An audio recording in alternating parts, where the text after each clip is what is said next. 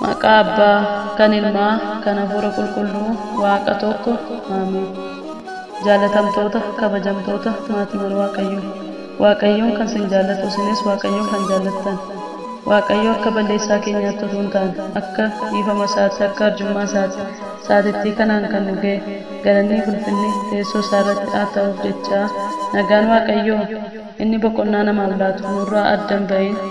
Akkasumas maqaa Waaqayyoo amannee maqaa haadha keenya qulqulleettii Dubroo Maariyaamii kan biraan hin bifne maqaan ishee kan kabajameef kan ulfaate nuuf haa ta'u jecha araarri ishee eegumsi ishee nurraa adda hin bahin jecha maqaa ishee akkuma abbootiin keenya galateeffatan kabajan nutis dhaaltuma abbootii keenyaa taanee ni galateeffannaan ni kabajna.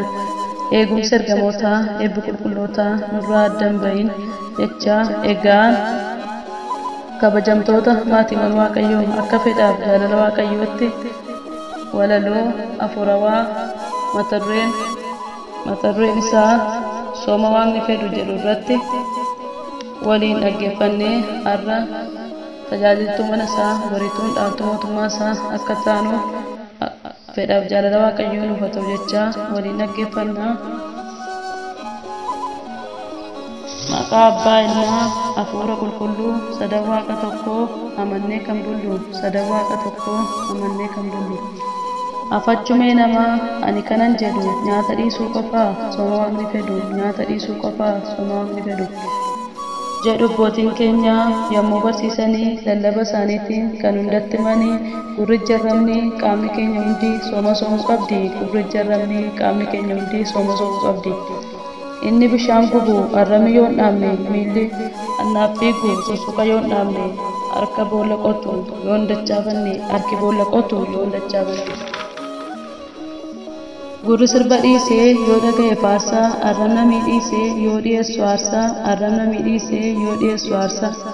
Kana soon raawwateen sooma soomnan jennu balleessaa qabnu hundaaf gaabbiif qophoofnu gaafa dhufaatii isaatti mirga isaa kennu gaafa dhufaatii isaatti mirga isaa argannu. Bu'aan sooma keenya yoo hin taane furmaata nyaata qofaa dhiisuun ga'ee maal nuuf laata? Nyaata qofaa dhiisuun ga'ee maal nuuf laata? Waan inni nuuf oole hunda yoo yaadanne laphee qulqulluutiin kadhaaf yoo dhaabbanne laphee qulqulluutiin kadhaaf yoo dhaabbanne waa har'aa dhiisnee arguuf isa caalu nu taasise jennee kan mirga isaadhaaf nu taasise jennee kan mirga isaadhaaf. Gaaffiin keenya hundi ni deebi'e gaafasii sooma Waaqni fedhus jechuunis akkasii sooma Waaqni fedhu jechuunis akkasii. Yaa Fayyisaa addunyaa waa'ee oolmaa keetii akkamiin himaa anaafoo kaffalte aarsaa isa cimaa anaafoo kaffalte aarsaa isa cimaa. Dubbadheetuun fixuu yaa madaanaalamii galanni siif haa ta'u teessoo kee ari'ametti galanni siif haa ta'u teessoo kee ari'ametti. Dhiphinni kee gooftaa garaa koo na raasee waraantoon laphee kee cubbuu koo balleessuuf madaa'een barruu kee. Cubbuu koo balleessuuf madaa'een barruu kee. Cubbuu tokko malee naaf jettee lolaasteen qulqulluu dhiiga kee kana nasiif qabu ani garbittiin kee oloon naaf jedhu galanni ulfinni kee oloon naaf jedhu galanni ulfinni kee. Fuula kee dhaabbachuun anaaf kan hin malle ati arjaa waan taateef hojii koo madaalle ati cubbamtuudha jettee narraan garagalle cubbuu koo naaf haquuf si waadaa naaf gale.